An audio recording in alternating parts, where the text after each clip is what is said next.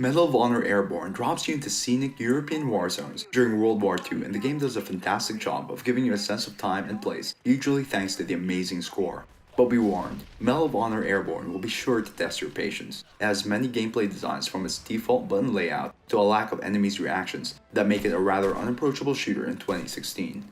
You control Private First Class Boyd Travers, and you're part of the Airborne, meaning you'll start every mission jumping down from a plane to pick a spot to land on and complete objectives. You're given freedom with the order you want to take on objectives. All 6 main missions boil down to the same formula of completing objectives, regrouping, and completing the final objective.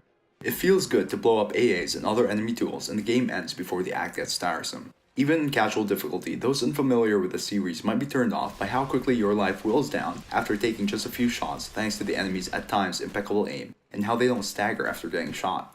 Enemies still keep shooting you despite getting shot with a shotgun. These old weapons have tremendous recoil, and when an enemy isn't reacting to getting hit, it takes away from a lot of the supposed realism this game sells you early on. In terms of gameplay, it's also frustrating since enemies not reacting to your shots can lead to lots of unsupposed deaths. The minimap is helpful for pointing enemies' locations, but there have been times where red dots suddenly popped up where the coast was clear a second ago. This misdirection can lead to some frustrating deaths. It's great that your allies can help kill enemy troops, but they can also annoyingly get in the way of your line of sight.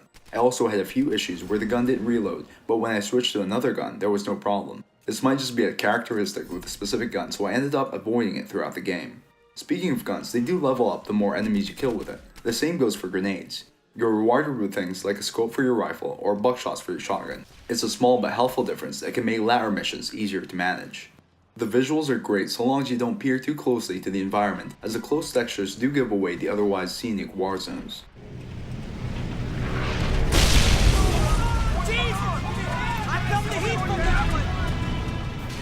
The audio is fantastic. The musical score is just like blockbuster war movies, giving the feel that the missions you're undertaking are important.